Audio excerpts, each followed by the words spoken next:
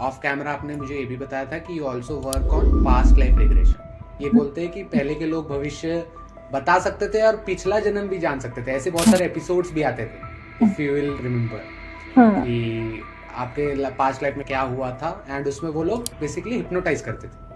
तो भूल भुलैया में भी ऐसा दिखाया गया था। So you do some kind of this only, और कुछ अलग प्रोसेस? सो बेसिकली क्या होता है ना, जो भी आप करंटली आपकी सिचुएशंस हैं या करंट पैटर्न्स हैं, उसका root cause past lifes. This girl had come to me, वो मुझे आते ही बोलती है मेरी लाइफ में कुछ भी ठीक नहीं हो रहा है, मेरी जॉब ठीक नहीं चल रही है, मेरी हेल्थ खराब हो गई है, मेरा पेरेंट्स के साथ रिलेशनशिप ठीक नहीं, nothing is working. So we did her past life regression. She told me that in one of her lifetimes, वो एक लेडी मेरे पास आई थी. She was around 48 years old. She was very beautiful. She came to me with, finding out कि 48 years की मैं हो गई हूँ और मेरी अब तक शादी क्यों नहीं हुई. तो उसका जब हमने रिग्रेशन किया तो उसमें आया कि in her past lives उसका जो हस्बैंड था वो उसके साथ वो बहुत क्लोज थी और वो हस्बैंड की जल्दी डेथ हो गई थी, एंड वो हस्बैंड उसका इस लाइफ टाइम में उसका फादर था. बहुत सारे इश्यूज ना सिर्फ मेंटली होते हैं, बट वो मेंटल इश्यूज आपको फिजिकली भी हार्म करने लग जाते हैं. सेक्सुअल इश्यूज हो सकते हैं, सेक्सुअल डिसऑर्डर्स. तो do you also deal this kind of client? So can you elaborate कि रीप्रोग्रामिंग कैसे होती है? So there is this client who had lot of fear of marriage. उसको क्या लगता है मैं शादी करूंगा ना, मेरी मैरिज सक्सेसफुल नहीं होगी. अभी ये कहाँ से आ रहा है? From his inner child. Then I started talking to him, started understanding how has your childhood been. उसने अपने पेरेंट्स की अच्छी मैरिज नहीं देखी थी.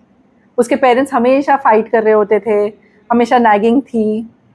One of the parent had an extramarital affair. So he was carrying that notion, he was carrying that fear के marriages successful ही नहीं होती हैं.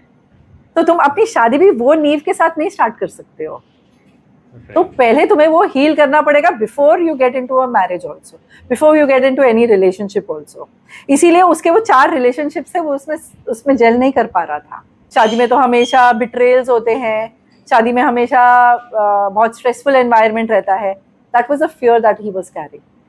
सो we worked on his fear, we work through psychotherapy, through lot of journaling activities, meditations, यही सारी चीज़ें हमने करी. And we worked on his fear, he could come out of it, and now in fact he's married also. So in all of these things that I'm talking with with respect to inner child issues, or with respect to depression, with respect to anxiety, I also practice a lot of bouquet of healing modalities. Reiki, for example, is a very common modality that I use with my clients. So what exactly is Reiki? Can you elaborate, like Reiki का purpose क्या है, and what exactly it is, and how it came into existence? So Reiki is something very close to my heart. Reiki is something that I've been practicing for almost 30 years. So Reiki is a beautiful combination of Rei and Ki, wherein Rei is universal or God's wisdom and Ki is life force energy. इसका ये beautiful amalgamation है. So Reiki is a technique which has come from Japan.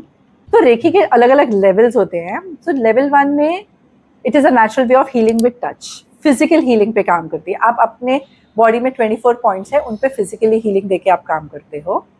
Level 2 onwards we give you some symbols. Level 2 works on your spiritual aspect. It connects you to your higher self. And level 3 onwards it works on your karmic level.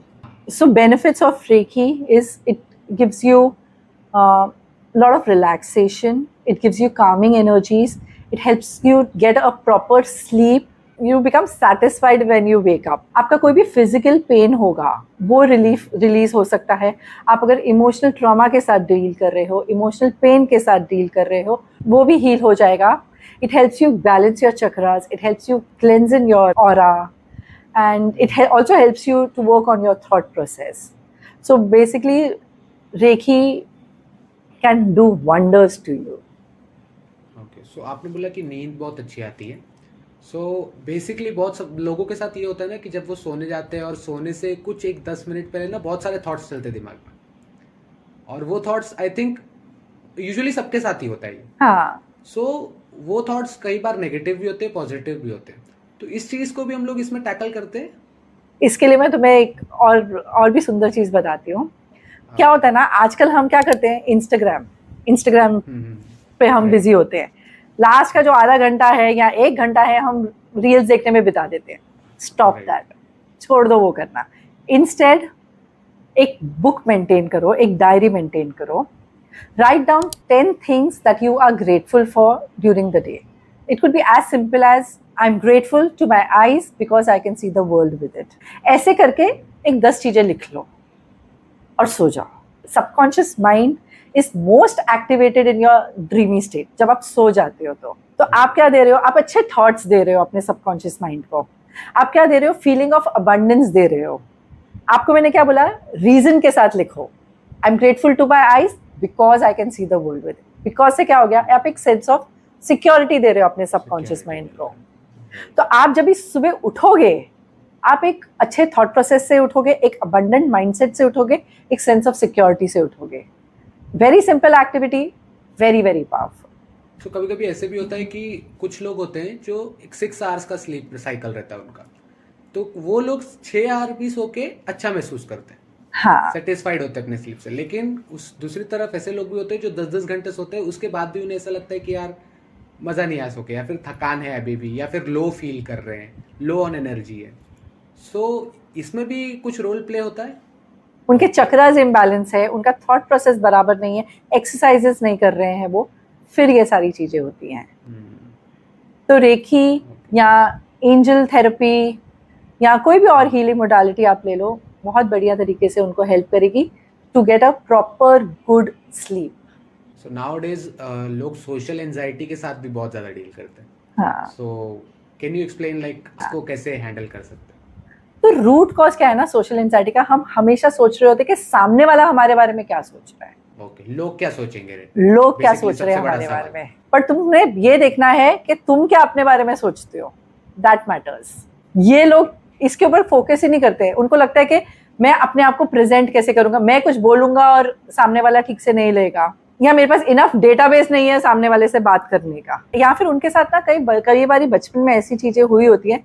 जैसे for example एक मेरे पास client आया था, वो जब भी 4th standard में था, उसका फ्रेंड एक घर पे आया था. उसके वो एक अकेला था तभी घर पे, उसके पेरेंट्स नहीं थे. तो वो जितने 45 मिनट्स तक वो फ्रेंड उसका घर पे था, पर 45 मिनट्स ये जो मेरा क्लाइंट है वो यही सोच रहा था कि ये मेरी कंपनी में बोर हो रहा है कि नहीं, ये बोर तो नहीं हो रहा है, ये मेरे पास इंजॉय करके जा रहा है कि नहीं, वो घर जाके अपनी मदर को क्या बोलेगा. और वो आज 34 इयर्स का है. वो रूट कॉज था उसका सोशल एंजाइटी. आज तक वो सोशल एंजाइटी के साथ डील कर रहा है. सेम क्वेश्चंस आज तक उसके दिमाग में रहते हैं, क्योंकि उसने वो रूट कॉज उसने हील ही नहीं करा कभी. Now at the age of 34 years we are healing what he dealt with when he was in the 4th standard. Can you elaborate what is angelic healing, right? So angel healing is, आपने कभी सुना होगा राजदूत. अपने भी culture में आपने सुना होगा राजदूत हैं, या फिर आपके भी जैसे सपोज देवी भी है, देवी माँ के अलग अलग रूप होते हैं. Similarly angels are also there. Angels have different names and I work on how you communicate with the angels and how you can make them work for you. Each individual who is born, each one of us has got 2 angels from the time they have been in their mother's womb. ये angels उनके साथ हमेशा रहते हैं, उन्हें help करते हैं, guide करते हैं. Similarly, ये angels हमें heal भी करते हैं. तो through angel therapy, we learn how we can heal each one of us through angels. Each angel is with a different purpose. हर एक एंजल का अलग काम है. जैसे प्रोटेक्शन के लिए हमारे पास अलग एंजल है, चक्र अलाइनमेंट के पास के लिए अलग एंजल है, फॉर फाइनेंशियल इश्यूज अलग एंजल है. जैसे देवी के 9 रूप होते हैं, अलग अलग चीजें होती है ना, हर देवी अलग काम होता है हर देवी का. सिमिलरली एंजल्स का भी हर एंजल का अलग काम होता है. So how do you know कि किसके साथ कौन सा एंजल है? तो जिस हिसाब से वो अगर सपोज फाइनेंशियल इश्यूज के लिए आया है, तो मुझे पता है कि फाइनेंशियल इश्यूज का एंजल कौन है, तो हम उसके साथ काम करेंगे. अगर वो फियर रिलेटेड आया है तो फियर रिलेटेड.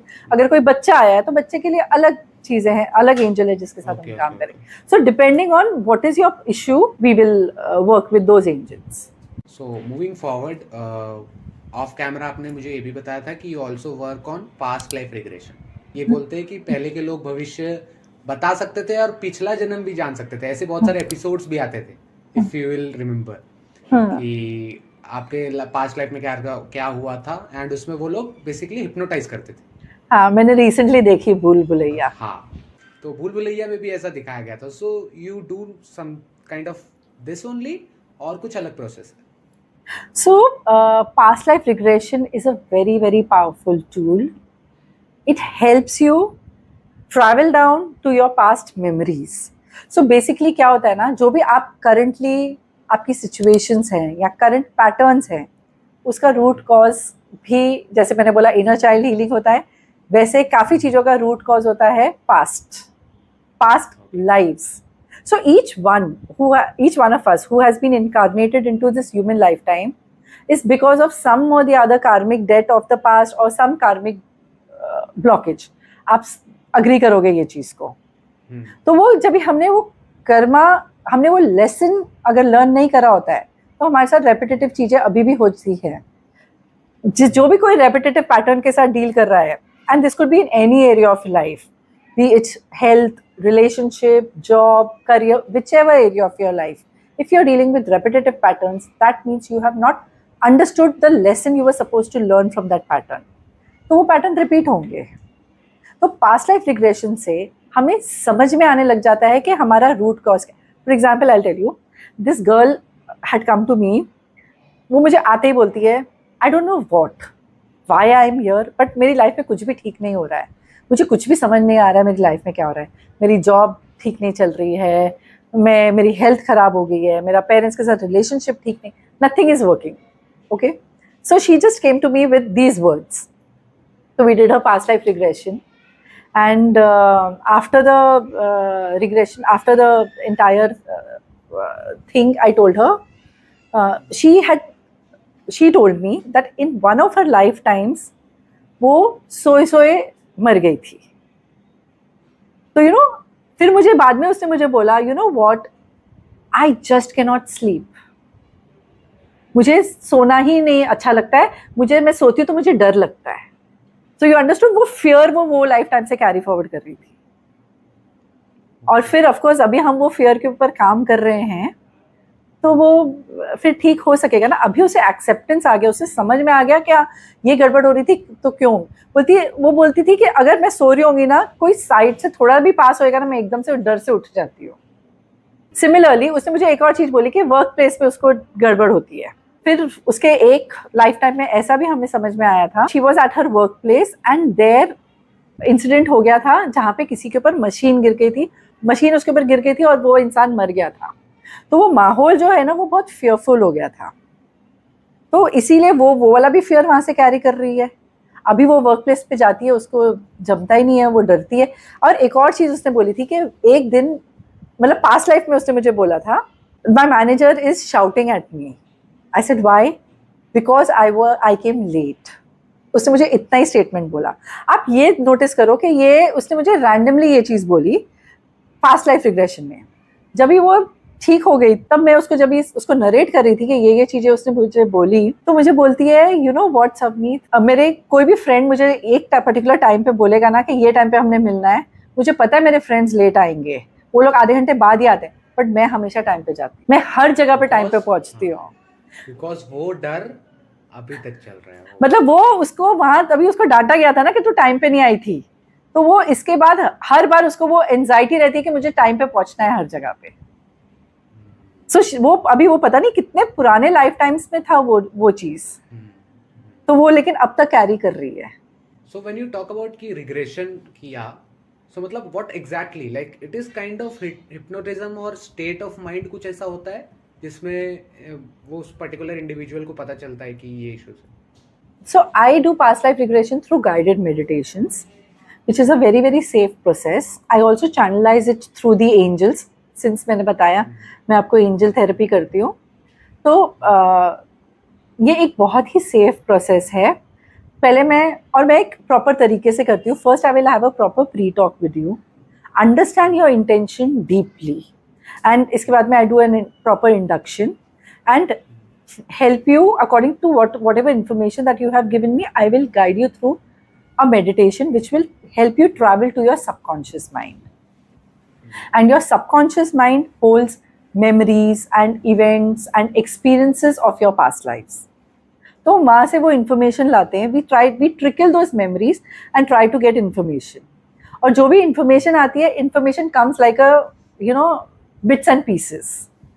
तो after the regression, after you come out of it, हम उसको weave करते हैं like a jigsaw puzzle. तो एक और एग्जाम्पल मैं यहाँ शेयर करूँगी आपसे. एक लेडी मेरे पास आई थी. She was around 48 years old and she was very beautiful. She came to me with finding out कि 48 years की मैं हो गई हूँ और मेरी अब तक शादी क्यों नहीं हुई. बोलती है मेरे पेरेंट्स भी देख रहे थे मेरे लिए, मैं खुद भी ओपन थी शादी के लिए, रिश्ते भी आते थे, पर मेरी शादी कभी हुई नहीं. तो उसका जब हमने रिग्रेशन किया तो उसमें आया कि इन हर पास्ट लाइफ्स उसका जो हस्बैंड था वो उसके साथ वो बहुत क्लोज थी और वो हस्बैंड की जल्दी डेथ हो गई थी. So she craved to share that bond with him and वो हस्बैंड उसका इस लाइफ टाइम में उसका फादर था. तो and she was in this lifetime, afterward she told me she was very very close to her father, she was very attached to her father and बोलती मेरा father जो था ना मुझे सेंस ऑफ सिक्योरिटी देता था और मुझे ये ट्रेसेस भी आते थे कि मुझे हस्बैंड की ज़रूरत ही नहीं, मेरा फादर है ना मेरे साथ. एंड उसके रिग्रेशन के बाद उसने मुझे बताया, बोलती now my father expired around 3 years ago and now I have a liking for somebody. तो देखो कैसे वो रिलेट हो गया. He had to go, he went, till then she did not want to get married or she did not want to be with somebody. The moment he went, there was somebody who came into her life. Then I told her, now you will be able to transition with this new person and you will be able to get married to him. So she became acceptable to this new relationship. नहीं तो वो अपने आप को जज कर रही थी. बहुत सारी इश्यूज ना सिर्फ मेंटली होते हैं, बट वो मेंटल इश्यूज आपको फिजिकली भी हार्म करने लग जाते कहीं ना कहीं. सेक्सुअल इश्यूज हो सकते हैं, सेक्सुअल डिसऑर्डर्स, जो कि आपको कहीं ना कहीं आपको लगता है कि ये प्रॉब्लम मेरे अंदर है, बट वो प्रॉब्लम होती है आपके थॉट्स में. So do you also deal this kind of clients? Yes, many people come to me. Mostly when they are dealing with anxiety or depression, that is the time they are dealing with sexual disorders as well. So the moment we are working on the emotional aspect of it, ये sort हो जाता है. That also again I do with some affirmations. I also practice something called as EFT. So I use those techniques also. So मैंने बोला ना मैं bouquet of healing modalities practice करती हूँ, तो उसमें हम डील कर लेते हैं ये सारी इश्यूज के साथ भी. Reiki is also one of the best ways to work with these issues also. So at point of time इसी के साथ साथ सुसाइड थॉट्स बहुत आते हैं आप लोगों को, क्योंकि आप जब देखोगे ना कि अब जो जनरेशन जा रही है इनके ऊपर प्रेशर बहुत है. और इनके ऊपर वो सोशल प्रेशर बहुत ज़्यादा है. Yes, this is a very intense issue that we are dealing with these days. So this also, again, अगर past life में आपने अगर suicide commit किया होगा, so this also comes from there. So here also past life regression can help you to come out of this emotion that you are dealing with. जो suicidal thoughts भी आ रहे हैं, it is coming out from a certain emotion that person is going through. So that emotion needs healing. अगर हम वो emotion को heal कर देते हैं, ये सॉर्ट हो जाएगा. बट बहुत बार क्या होता है ना कि जो इंडिविजुअल है वो बहुत पुश मार रहा है, बहुत फाइट मार रहा है, बट सक्सेस हाथ नहीं लगती जल्दी. सो इस चीज़ के लिए भी आप चक्रास को मतलब रिस्पॉन्सिबल बोल सकते हो कि कोई चक्रा इज इम्बैलेंस है, या फिर कोई अलग टाइप का भी प्रॉब्लम हो सकता है इसमें. इसके लिए ना सबसे पहले तो मैं बोलूँगी पास्ट लाइफ रिग्रेशन करा लो. उससे रूट कॉज समझ में आ जाएगा कि ये क्यों सक्सेस नहीं अट्रैक्ट कर पा रहा. वो कुछ ना कुछ उसका कार्मिक ब्लॉकेज होगा उससे रिलेटेड. तो एक बार पास्ट लाइफ रिग्रेशन कर लेंगे तो हमें समझ में आ जाएगा कि which is the karma that he needs to release और which is the lesson he is suppose to learn from this incident. तो the moment he has acceptance towards that lesson और ही लर्न्स दैट लेसन, वो move कर लेगा. That is one thing. Also जब he success की भी बारी आती है ना, तो it also depends on what is his conditioning. उसकी कंडीशनिंग क्या है. अगेन इनर चाइल्ड हो गया, वहाँ से भी हम उसको रिलेट कर पाते हैं. And also at the moment also what is the self talk that he is doing. क्योंकि आप बोल रहे हो ना, जैसे उसका अगर पैटर्न है सक्सेस, बार बार वो ट्राई कर रहा है पर सक्सेसफुल नहीं हो रहा है, तो उसका माइंडसेट भी फिक्स्ड हो गया था. तो माइंड रीप्रोग्रामिंग की भी वहाँ can take place. And in fact, Reiki also works on situations. So we can do a situational healing also for that person. So I would like to thank you ma'am for coming on our podcast and अपना इतना सारा time देने के लिए and इतनी valuable चीज़ें बताने के लिए. इसके थ्रू हमारी ऑडियंस को भी बहुत सारी नॉलेज मिलेगी एंड ऑफ कोर्स मुझे तो बहुत ज़्यादा आजकल पता चला है आज कि क्या क्या चीज़ें होती हैं एंड मेरे लिए बहुत ही न्यू एक्सपीरियंस था, स्पेशली पास्ट लाइफ रिग्रेशन, जो कि सबसे इंटरेस्टिंग पार्ट था. इस वीडियो में पूरा देखना. सो एंड ऑफ कोर्स हम आपकी जो भी Instagram handle and YouTube handle, जो भी आपके कॉन्टैक्ट हैंडल्स है, वो सारी ऑडियंस को हमारे डिस्क्रिप्शन में मिल जाएंगे. Thank you ma'am.